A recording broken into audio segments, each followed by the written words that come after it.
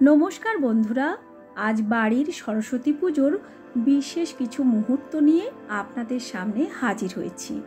এবার আমাদের 19তম সরস্বতী পূজা। সোনা বাবার 2 বছর বয়সে হাতে খড়ি দিয়ে এই পূজা শুরু হয়েছিল।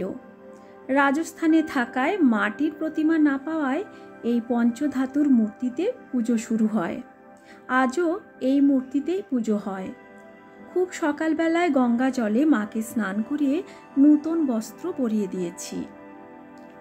ফল কাটাকাটি, পুজোর জোগাড় যন্ত্র আমার শাশুড়ি মা খুব সুন্দরভাবে করেন। আমাকে আর এদিকটা দেখতেই হয় না। সেই সময় পুজোর ভোগের জন্য আমি বানিয়ে নিচ্ছি খিচুড়ি, 5 রকমের ভাজা, লুচি, হালুয়া আর বাঁধাকপির ঘন্ট, আলুর দম, চাটনি, পায়েস এই সমস্ত। পুজোর জোগাড় ও ভোগ যথাসময়ে রেডি। পুরোহিত মশাই প্রতি বছর যে সময় আসবেন বলে কথা দেন তার অন্তত 1 ঘন্টা পরে আসেন। এ বছরও তার অন্যথা হলো না। অবশেষে আমাদের প্রতীক্ষার অবসান ঘটিয়ে পুরোহিত মশাই এলেন।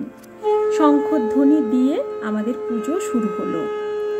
ইউটিউব আর ফেসবুকে কন্টেন্ট ক্রিয়েট করতে করতে ভিডিওগ্রাফির প্রতি আমার একটা আলাদাই ভালোবাসা তৈরি হয়েছে।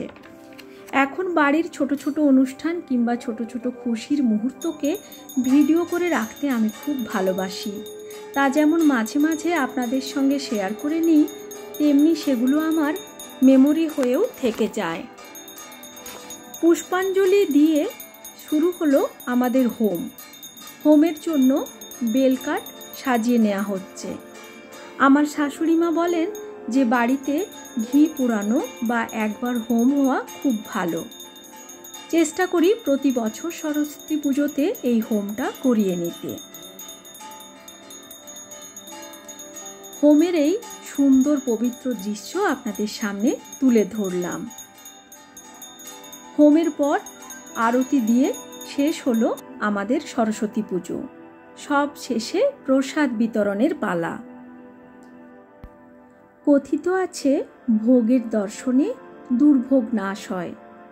আপনাদের প্রসাদ দোয়ার বিতরণ করতে পারবো না, তাই অবশ্যই ভোগের দর্শন করাচ্ছি।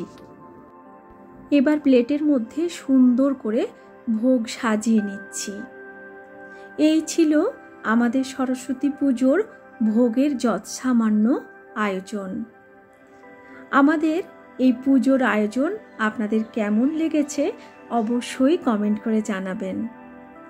আজকের মতো এই পর্যন্তই। বাগদেবীর কাছে বিদ্যা, বুদ্ধি ও সবার মঙ্গল কামনা করে আজকের ভিডিও এখানেই শেষ করছি।